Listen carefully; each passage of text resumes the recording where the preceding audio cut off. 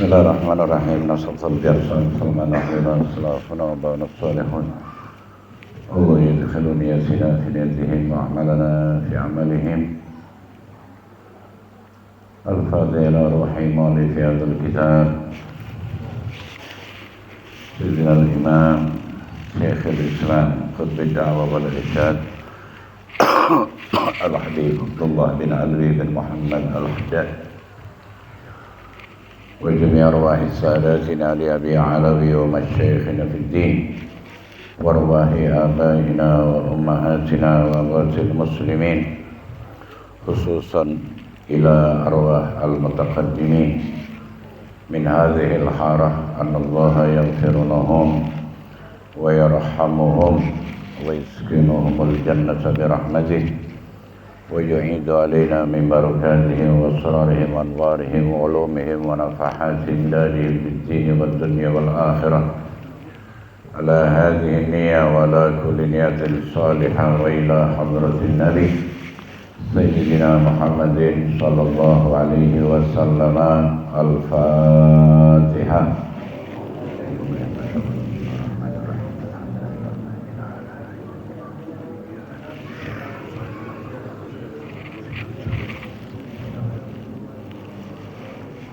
Amin.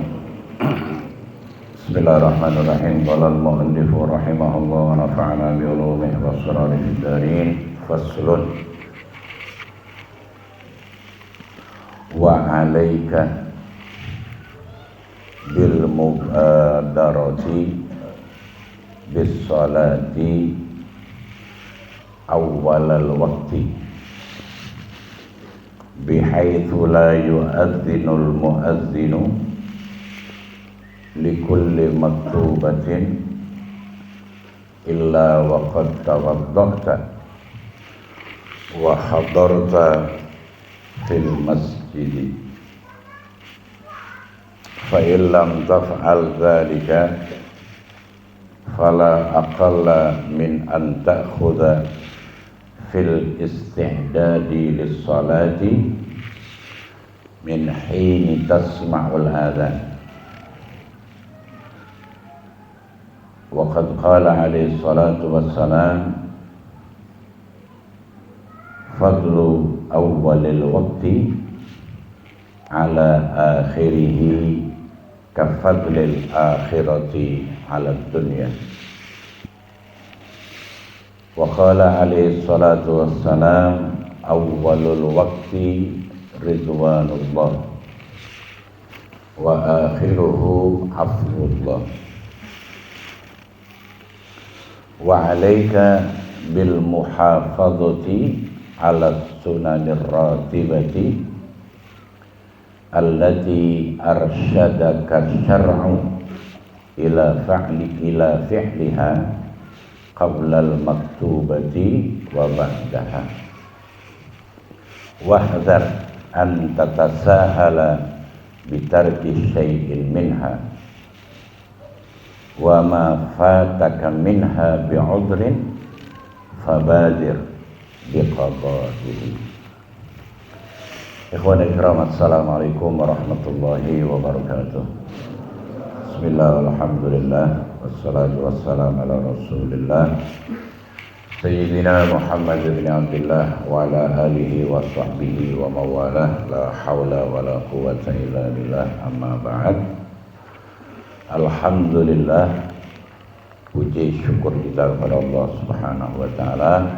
Malam ini kita kembali bersama dalam majelis ta'lim rutinitas bulanan kita, walaupun pada kali ini lebih dari 2 bulan ya, karena sesuatu hal gitu. Karena ada udzur. Walaupun bulan tadi gak hadir, tetap dapat pahala gitu. Karena tidak hadirnya itu ada udzur. Mulanya lemah, syariatul Islam ini enak gitu. Pekerjaannya tidak kita kerjakan, tapi tidak kita kerjakan bi'udhrin syar'iyyin, karena ada udzur syar'i. Anda biasa sholat berjamaah di masjid. Ketika suatu hari atau suatu waktu baru nak keluar masjid, hujan deras besar. Hari urung, urung ke masjid, nggak jadi ke masjid. Maka pahala yang didapat orang yang sedang sholat di masjid, Anda juga dapat, walaupun pekerjaannya tidak dikerjakan. Asal tadi tidak mengerjakannya itu karena ada alasan yang diterima oleh agama, bukan alasan menurut diri sendiri itu bukan. Seperti malam ini ada di antara ikhwan kita biasanya aktif hadir, tapi malam ini nggak bisa hadir, limaradhin karena sakit sumama. Maka apa yang didapat oleh yang hadir pada malam hari ini, dia juga dapat karena tidak hadirnya sakit. Beda kalau kemudian tidak hadirnya bukan karena uzur syar'i, maka nggak dapat. Jadi lemah tuh kebiasaan yang baik itu, ya. Satu saat kita tidak bisa mengerjakannya, tidak berkurang sedikit pun. Ya, seperti wanita, ya, kaum ibu, ya, kaum darah, ya. Ketika membiasakan menjaga wudhunya, orang kalau menjaga wudhu itu aman, terutama dari penyakit maknawi yang tidak kedingoan.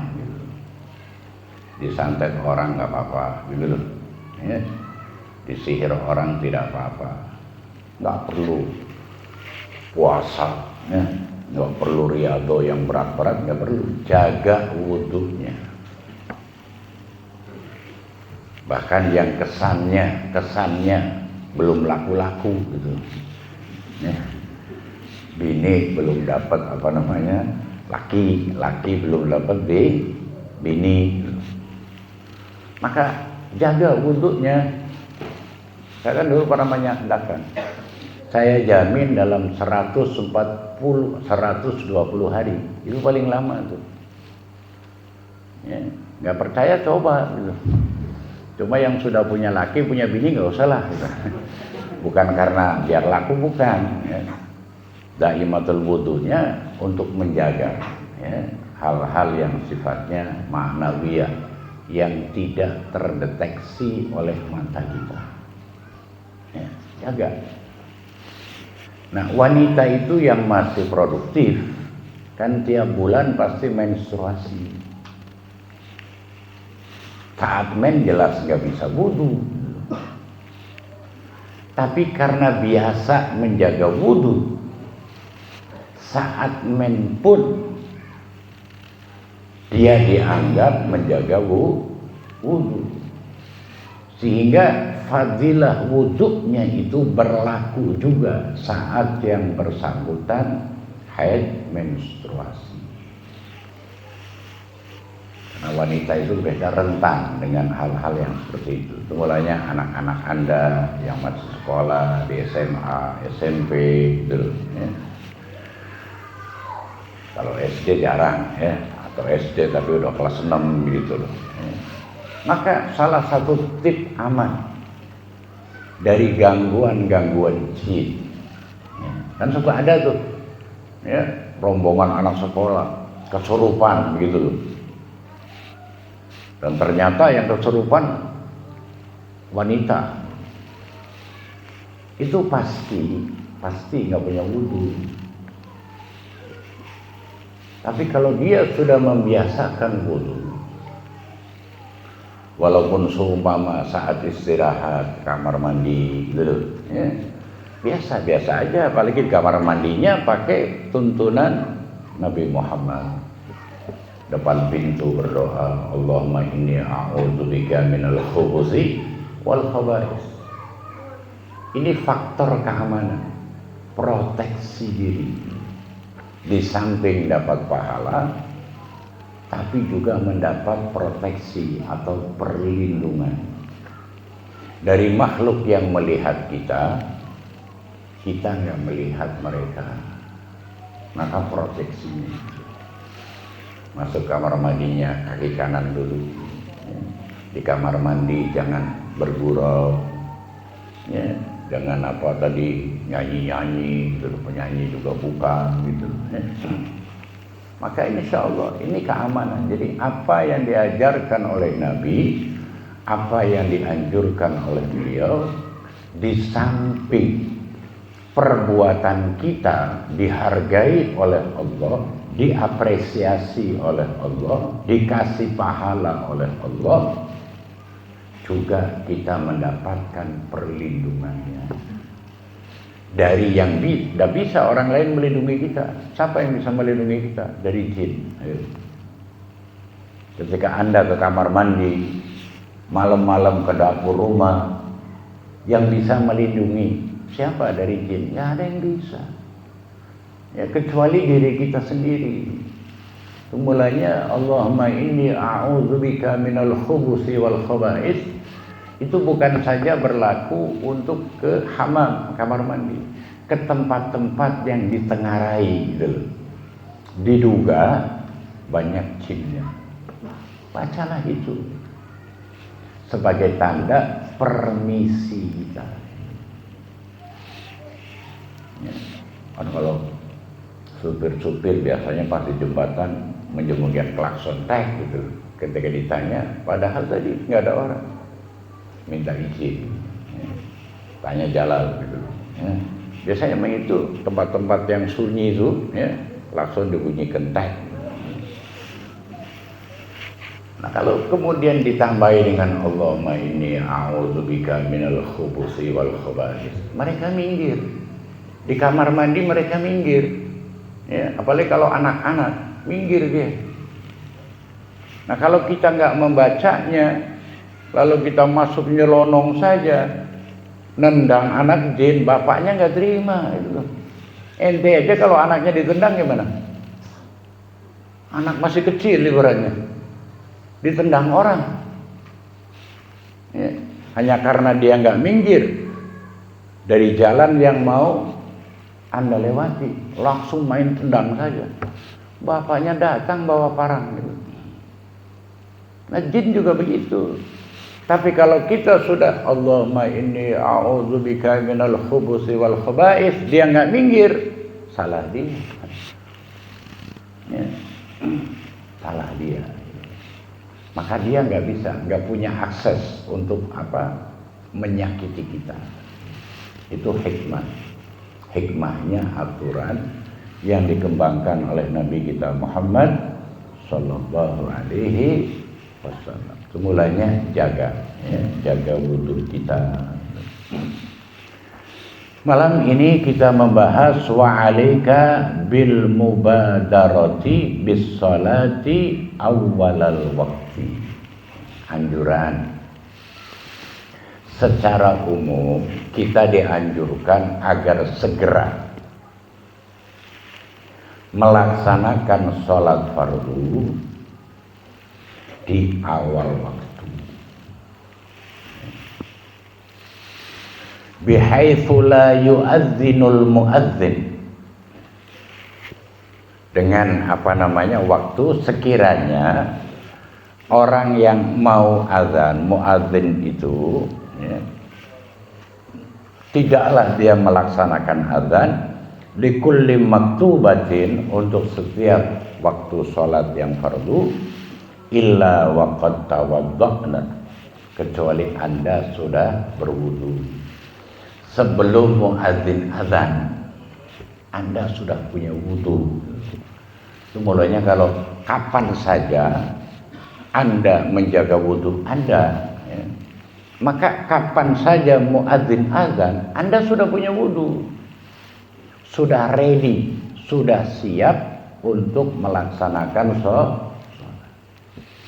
Apalagi jika wahadarta fil masjid, muadzinnya belum adzan, Anda sudah punya wudu, Anda sudah ada di masjid.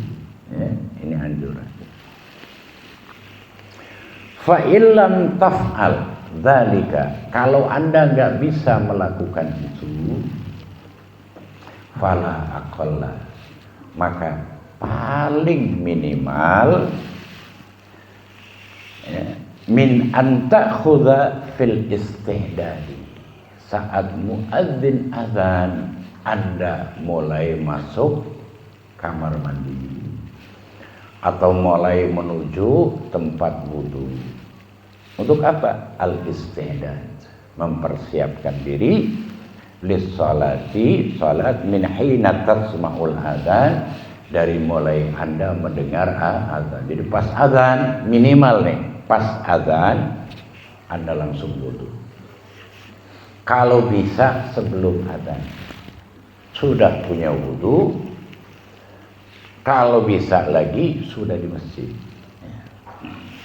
Gitu. Kenapa? Waqad qala alaihi salatu wassalam, dasarnya adalah sabda Nabi. Nabi bersabda, fadlu awalil waktu, kelebihan awal waktu, ala akhirihi, dibandingkan atas akhirnya, kafadil akhirati, seperti keutamaan akhirat, ala dunya, atas dunia. Anda sholat di awal waktu itu lebih afdal dibandingkan di akhir waktu. Ini soal afdaliyah, ya, soal afdaliyah. Seperti afdalnya akhirat di atas dunia ini. Karena kenikmatan dunia itu tidak seperti sifat kenikmatan akhirat. Ya. Ente kalau minum di dunia ini pas lagi haus, ya, wah nikmat sekali. Tapi kalau sudah masuk segelas, gelas yang kedua nggak nikmat lagi. Ya. Yang pertama nikmat. Kalau makan lapar, piring pertama nikmat. Yang kedua kurang nikmatnya. Itu dunia, sifat kenikmatan dunia. Tapi kalau di akhirat nanti, di sorga nanti, yang pertama nikmat, yang kedua lebih nikmat, gitu. Yang ketiganya lebih nikmat lagi. Sehingga apa? Selera kita itu tidak terhenti untuk minum, untuk makan. Karena rasa yang kedua beda dengan yang pertama. Itu terus abadan abadi. Ini jauh kan. Nah begitu juga ketika kita sholat di awal waktu, afdolnya jauh dibandingkan di akhir waktu. Ini pun kalau tidak ada udzur. Ya. Karena apa? Al-hukmu yadurru ma'a illatihi. Gitu. Segala ketentuan itu kalau memang unsur-unsurnya memenuhi, ya, itu menjadi afdol. Tapi andai kata kemudian unsurnya tidak, karena dalam masyaqqah, ya, dalam satu kondisi yang tidak bisa, bukan karena dianya, bukan, tapi karena memang mereka atau dia dalam kondisi yang nggak bisa melaksanakan fi awalil waktu, maka nggak bisa kemudian dikalahkanlah dengan orang yang di awal waktu, karena dia nggak sengaja atau dia lupa gitu loh. Ya. Jadi penilaian itu, hukum itu ketika memang fi ikhtiar gitu loh. Dalam kondisi ada alternatif, ada pilihan yang bisa kita lakukan. Tapi kalau orang nggak punya pilihan, ya nggak berlaku. Itu sifat hukum seperti itu. Ya. Atau kemudian awal waktu itu Bukan selesai azan lalu langsung qomat, kan tidak. Karena apa? Ada qobliyah, ya, ada nawafil yang disebut qobliyah dan ba'diyah. Ini juga mesti dipahami. Jadi awal waktu bukan berarti selesai azan qomat langsung sholat, nggak begitu. Tapi ada jeda, ada rentang waktu. Ada kata zuhur, ya, itu 4 rakaat qobliyahnya, ya. 2 rakaat. Tergantung, kalau orangnya khusyuk sholatnya 1 rakaat bisa 2 menit, 3 menit. Kalau model kita ngebut. Selesai qabliyah, baru kemudian maktubahnya, ya, habis itu baru ba'diyahnya. Atau sekarang sholat isya. Sholat isya itu sunnahnya dilakukan di akhir rubu'il lail. Ini sunnah loh, minas sunnah, ya. Bukan beduk isya langsung azan, langsung qomat, langsung sholat, enggak. Itu mulanya di dalam kitab fikih suka disebut wa yundabu ta'khiru salatil isya'i. Itu ada tuh Fathul Qorib ada gitu loh. Bab awqatis shalah, ya. Itu mulanya nanti menyangkut sholat tarawih dan seterusnya, ya. Tapi ketika diakhirkan sejenak, bukan akhirnya, ya, batas akhirnya sampai jam 9, ya, batas sunnahnya tuh. Jadi dari mulai isya sampai jam 9, karena disebut rub'ul lail. Rub'ul lail itu 1/4 malam. Jadi malam dibagi 4. Malam itu min ghurubis syams, diawali tenggelamnya matahari, ila tulu'iha, sampai terbitnya malam, terbitnya matahari. Itu namanya lailun, gitu loh. Jadi isim dzaraf zaman, gitu. Isim kata benda yang memuat waktu. Jadi malam itu diawali dari tenggelamnya matahari, bukan jam, bukan. Arti lail, gitu loh. Diawali tenggelamnya matahari, diakhiri terbitnya matahari. Dalam malam ada nama waktu-waktu lain. Ada waktu sahur, gitu loh. Ada waktu subuh atau waktu fajar. Jadi sahur, subuh itu min jumlatil lail, termasuk waktu malam. Nanti yaumun, hari, yaum, dibalik, diawali min tulu'is syams, diakhiri ila ghurubiha. Ya, jadi yang namanya yaum dari terbitnya matahari itu awalnya, diakhiri dengan tenggelamnya matahari. Nah, di dalam yaum itu juga ada sobah, ada pagi, ada duha, ya, ada zawal, ada zuhur, ada asar, ya.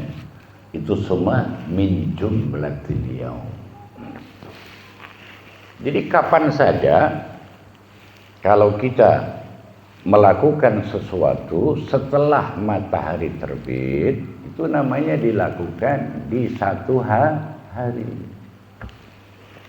Cuma bisa di awal hari, di sepertiga hari, atau di tengah hari, gitu loh, ya. Sore hari, gitu. Jadi ada soba, ada masa, gitu loh. Ini namanya waktu. Nah, untuk isya begitu. seperempatnya berarti 12 jam dibagi 4 gitu. Ya. Dari tenggelamnya matahari, sekarang matahari tenggelam jam berapa? Seumpama jam 6 seumpama. Maka waktu Isya yang paling baik itu ya, di bawah jam 9 gitu loh. Paling akhirnya jam 9 itu paling akhir. Ya. Nah dari jam 9, kalau sekarang Isyanya jam 7 berapa? Jam 7? Jam 7 berapa? 30 seumpama. Ya. Setengah 8. Ya. Jadi 1,5 jam itu waktu mukhtar namanya, waktu pilihan. Jadi paling tidak jam 8 gitu loh, baru sholat Isya. Tapi bukan berarti dari awal masuknya sampai jam 8 intinya main-main, jangan. Iktikaf di masjid gitu loh, baca Quran atau ada kajian pengetahuan. Ya. Boleh, ibaratnya kita lagi taklim masuk waktu Isya, break azan dulu, silakan. Ya, agar masyarakat sekitar tahu bahwa sudah masuk waktu ini. Habis Isya taklim lagi, teruskan lagi. Ya. Karena apa? Karena sunnahnya itu diakhirkan sebentar gitu. Hanya untuk Isya. Waktu Isya. Artinya itu tetap fi awwali waktiha. Lalu dalam sabda yang lain beliau bersabda, wa qala alaihi salatu wassalam, awwalul waqti ridwanullah. Kalau kita melaksanakan sholat di awal waktunya, kita mendapatkan keridhaan Allah. Ridho itu cinta yang amat sangat besar, yang amat sangat sempurna, itu ridho. Suka diterjemahkan dalam bahasa kita rela. Seperti ente suami ya, punya anak, tentu punya bini kan, ada bini di rumah, anak di rumah, ente keluar rumah, waduh, mencari nafkah, banting tulang. Untung gak remuk tulangnya dibanting, tapi mah istilah kan ya, banting tuh. Resikonya luar biasa. Dapat jerih payah ya, dengan keringat gitu, capek lelah.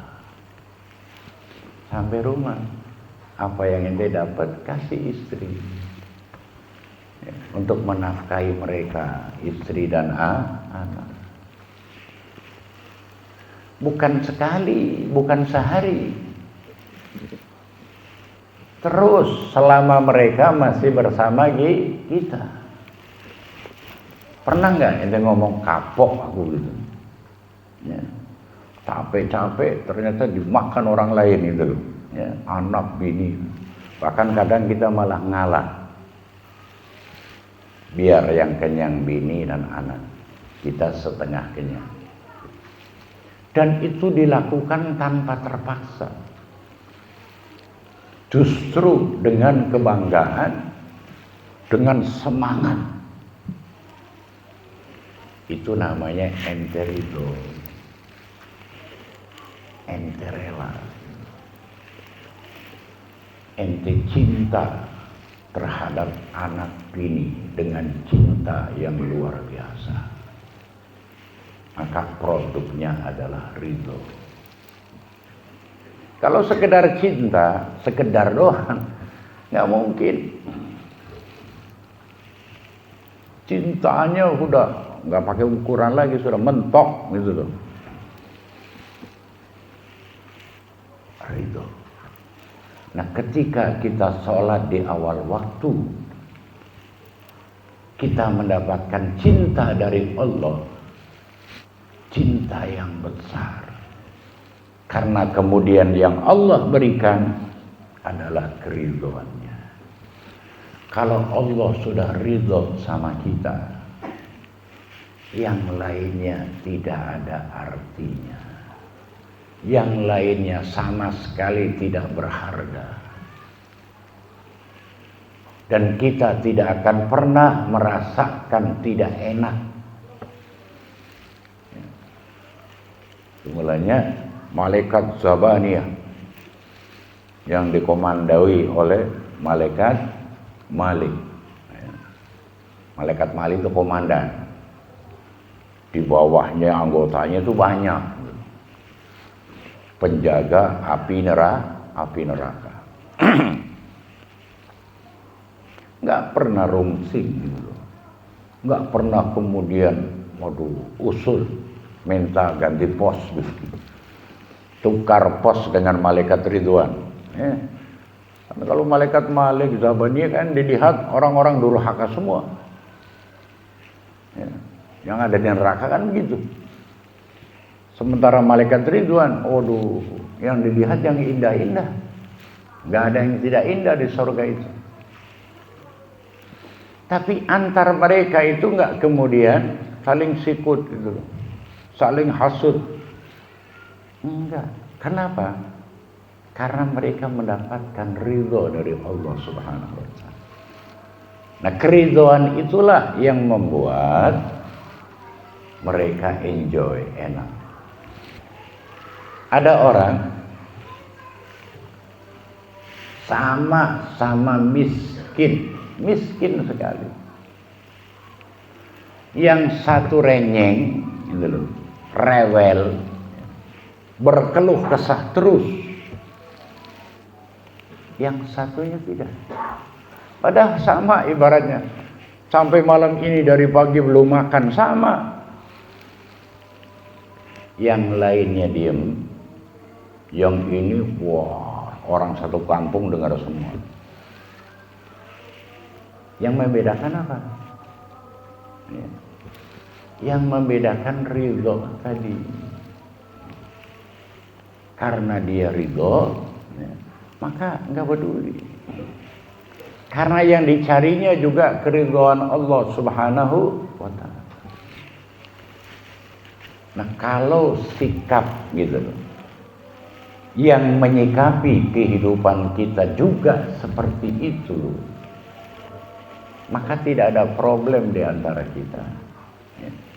Tidak ada persaingan yang tidak sehat.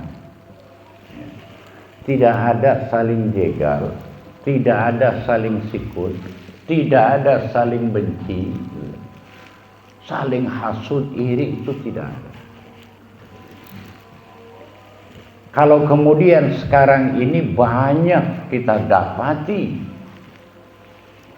saling iri, dengki, hasud, karena mereka tidak meridhoi, tidak menyikapi dengan ridho apa yang Allah berikan kepada mereka. Yang miskin hasud sama yang kaya. Sekali mendoakan yang kaya, ya Allah bangkrutkan hartanya, kan itu. Karena hasud tadi, kan orang hasud itu menginginkan kenikmatan yang dinikmati orang lain hilang gitu. Kalau bisa pindah sama dirinya, kalau nggak bisa yang penting sama-sama hilang gitu loh. Itu orang hasud. Itu begitu. Yang kaya sama juga. Kalau mandang orang miskin, malah kepengen dibenyuk-benyukkan gitu. Tambah miskin. Itu semua tidak menyikapi kehidupan dengan Nah, orang yang tidak bisa menyikapi keridhaan Allah, ketentuan Allah dengan ridho, maka Allah pun nggak ridho sama dia. Tapi kalau sekarang ini kita ridho, dan bukan sandiwara ridhonya, ya, ridho itu dari sini, min af'alil qulub, ya, bukan af'alul lisan, hati. Maka Allah pun ridho, ya. Apalagi Allah tahu ente itu kalau makan paling sepiring 2 piring, ya kan? Paling hebat 3 piring loh. Dan Allah sudah ngasih itu. Kebutuhan ente sekali makan 3 piring tuh, sampai malam berarti 9 piring. Allah kasih beras 3 kilo. Apa mungkin satu kali makan 1 kilo kan gitu.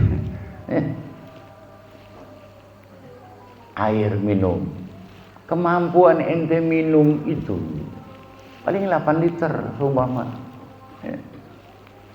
Allah sudah kasih air lebih dari 8 liter. Jadi semuanya sudah dikasih oleh Allah sesuai dengan tadi kapasitas perut gitu. Walaupun di rumah ada beras 5 karung kali 20 kilo, 100 kilo, tetap ente makannya cuma 3 piring, nggak lebih, ya, lebih muntah malah.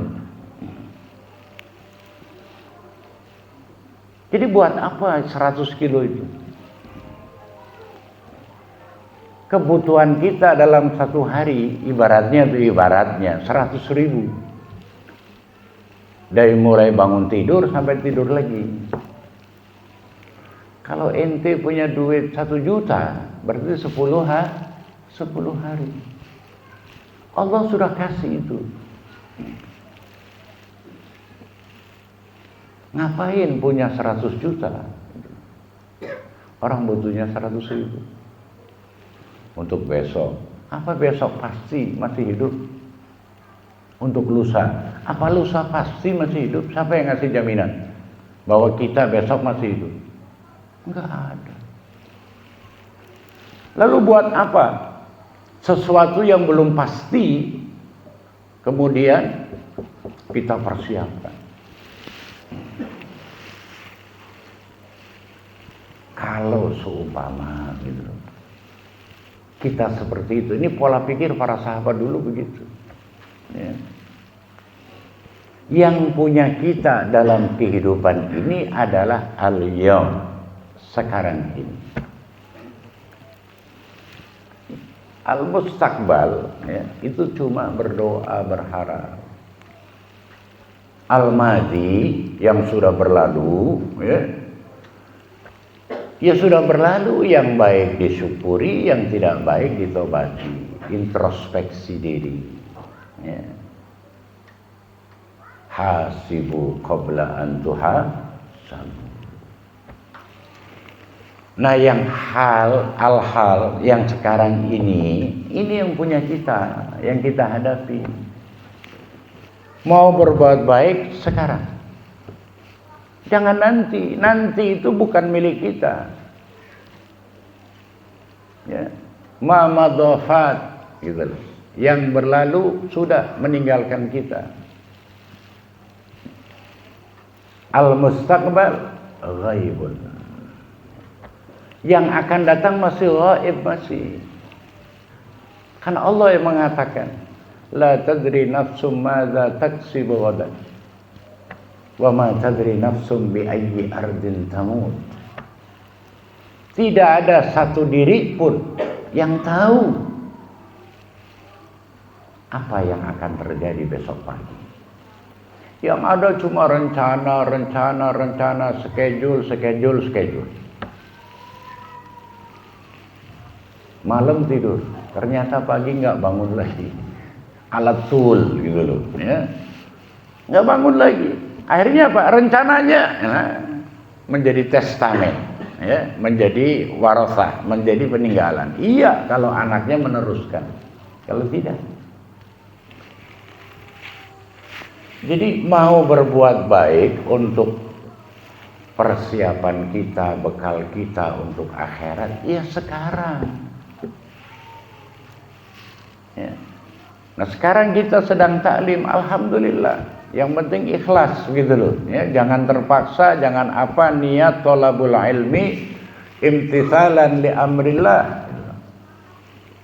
Jangan ada motivasi, orientasi yang lain, itu jangan. Menjadi rugi dan dapatnya payah doang gitu. Karena Allah. Nanti pulang habis taklim, kerjakan lagi apa kebaikan sebelum kita tidur. Ya. Anda bayangkan orang-orang yang amalnya banyak, jangan yang amalnya sedikit, jangan. Ya. Aduh Tuhan, kalau aku seperti dia, aku juga akan beramal seperti dia. Dapat pahala itu. Jangan menghayalnya artis, aktor gitu.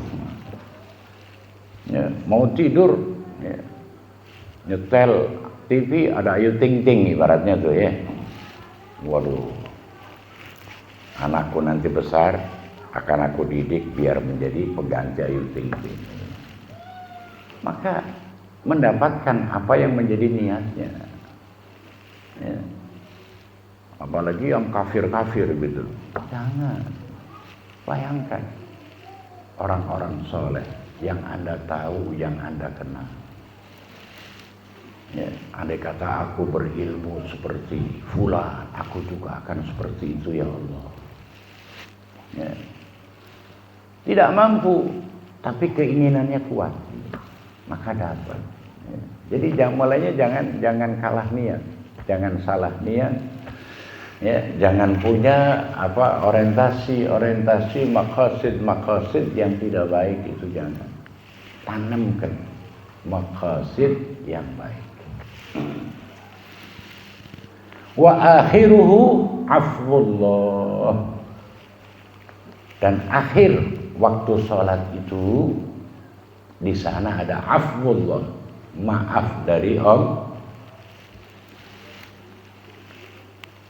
Orang ketika dimaafkan oleh Allah, itu juga merupakan satu keuntungan. Dan kebanyakan dari kita itu berdoa meminta kepada Allah diampuni, dimaafkan semua kekeliruannya, semua kesalahannya, kekhilafannya, baik yang disengaja, terutama yang disengaja, maupun yang tidak disengaja. Karena pada akhirnya semua di tangannya. Mulanya jangan mengandalkan orang lain.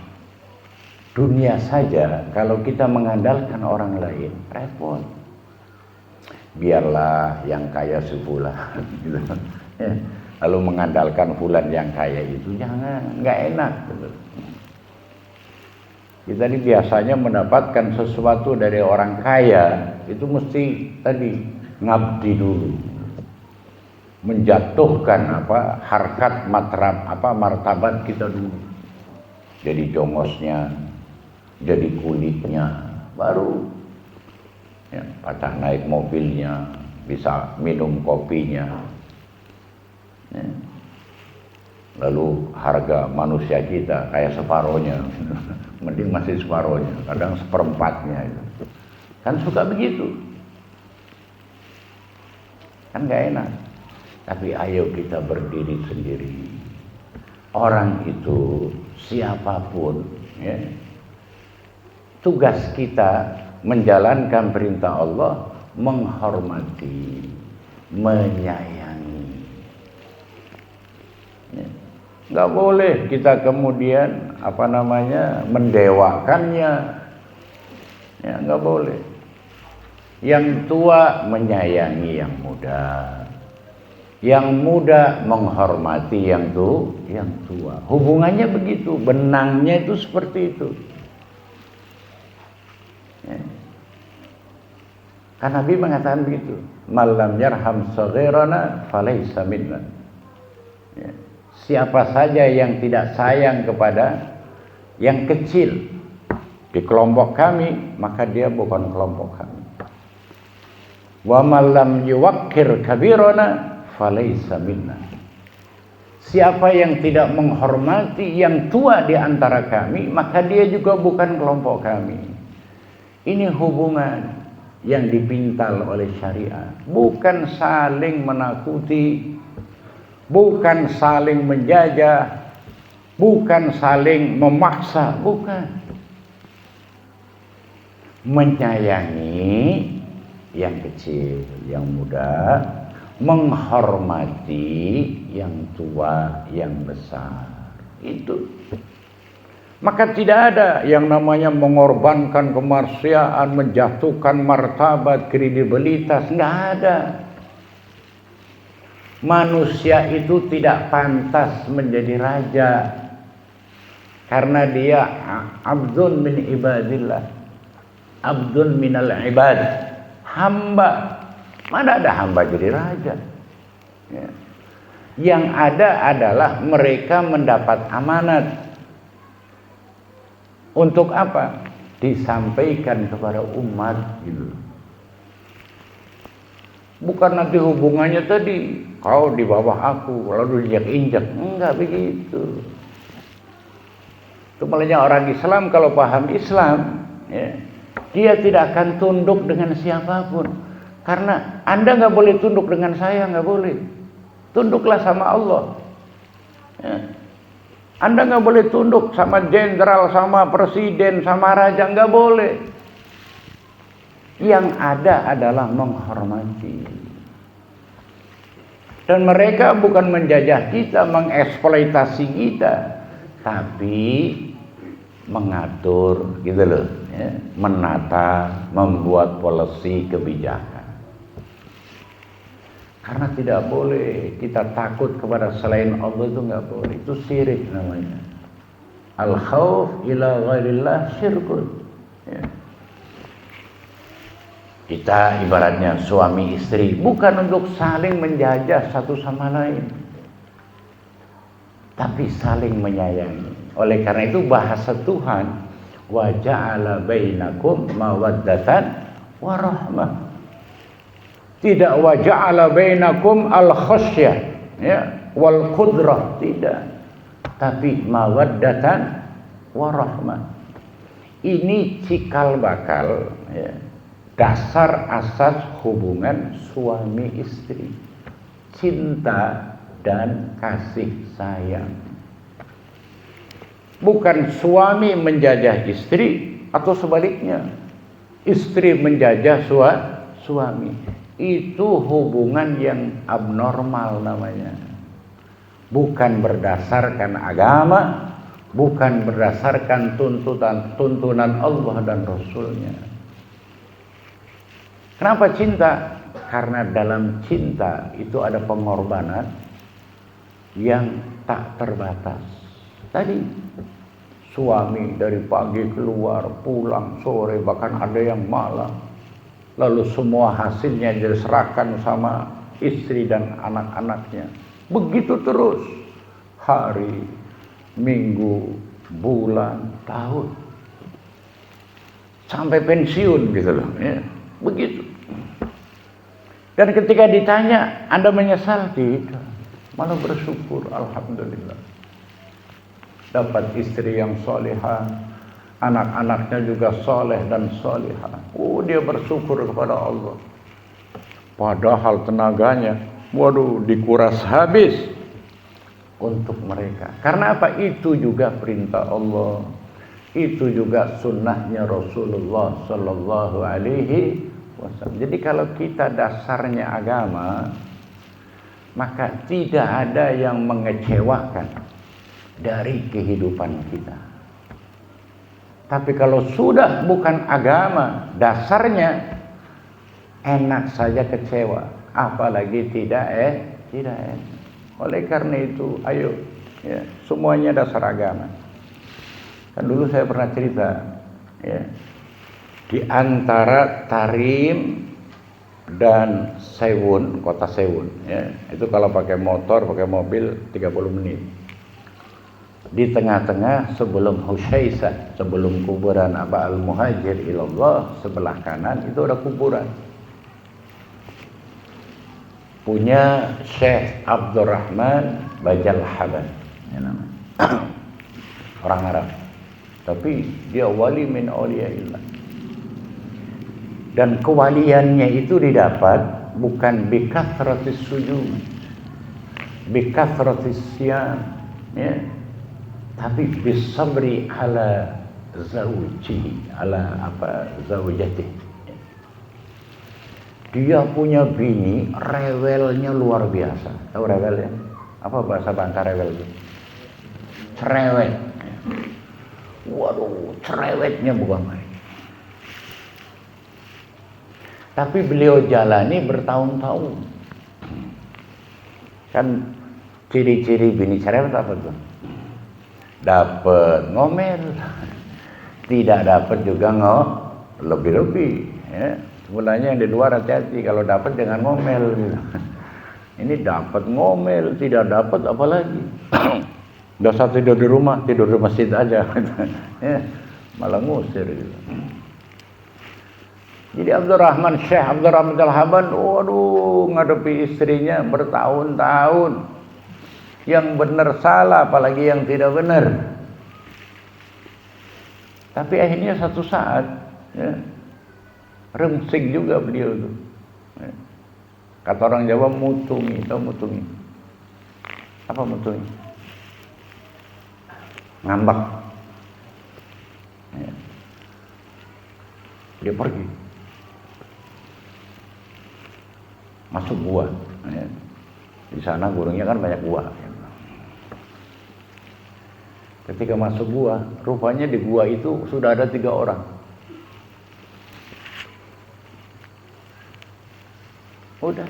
Ya udah nggak bisa ngusir kan, yang namanya gua. Pasti, nah ini ada persoalan juga nah.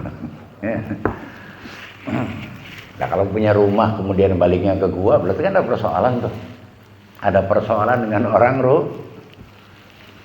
Maka tadi waktu makan, orang 3 ini bergilir berdoa kepada Allah Subhanahu wa taala. Minta rizki minas sama. Ya. Ini kehebatan aulia ulama umat Nabi Muhammad SAW. Ya. Jadi yang namanya ma'idatan minas sama itu bukan terjadi sama umatnya Nabi Musa, kemudian As-Sayyidah Maryam saja, dan Nabi Isa bukan. Sebelumnya Nabi mengatakan ulama ummati ka anbiya ibani Israel. Orang 3 itu hari pertama rupanya tugas ibaratnya Zainuddin, ayo apa berdoa, minta makanan dari Allah Subhanahu, berdoa. Dalam doanya dia bertawassul dengan Abdurrahman Bajal Haban. Kaget Abdurrahman. Dia tidak memperkenalkan diri, tapi kaget. Tawasul dengan aku. Sudah selesai tawasul, datang roti. Turun roti sesuai dengan apa yang diminta gitu loh. Maka diajaklah makan juga Abdurrahman Bajal Haban tuh, makan produk tawasul. Tawasul orang itu sama dia. Hari kedua, hari pertama Zainuddin gitu. Hari kedua barangkali Syafi'i sama malah ya, giliran kau. Doa lagi. Minta lagi makanan, datang lagi. Tawasul juga sama sampai hari ketiga. Nah, setelah hari ketiga makan selesai, kata orang 3 tadi, besok giliran Anda yang berdoa. Minta makanan sama Allah buat kita berempat. Kata Abdurrahman Bajal Haban, tidak, aku mau pulang. Aku mau pulang. Karena apa? Dia membatin, oh aku mendapatkan kewalian wilayah ini sebab nyabari bini yang cerewet tadi. Jadi kalau ente gitu loh, ya pengen jadi wali dari sholat tertutup, puasa tertutup, zakat tertutup, sedekah tertutup, ya haji umroh apalagi, ya salah satu yang mungkin didapat nyabari bini gitu loh, ya. Kalau bini rewel itu yang sabar. Karena Imam Ghazali menempatkan ya alasan at-targhib fin nikah yang kedua itu adalah tahammulul adza minhunna. Setelah at-tawallud ya, ini at-targhib fin nikah. Kenapa kita harus menikah? Kenapa kita harus cinta, suka menikah? At-tawallud. Pertama itu untuk menciptakan generasi agar manusia tidak hilang dari muka bumi. Karena Nabi mengatakan takasaru taksuru ya. Fa inni mubahikumul umama yaumal qiyamah. Ini malah KB baru 2 berhenti ya. Ada lagi istilah aku nikah nyari enak bukan nyari anak. Nah, tambah kayak kambing akhirnya. Kambing aja beranak. Nah iya. Ini wong mau cari nikmat nggak mau cari anak.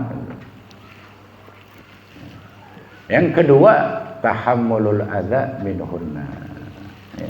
Menanggung hal-hal yang menyakitkan dari para bini.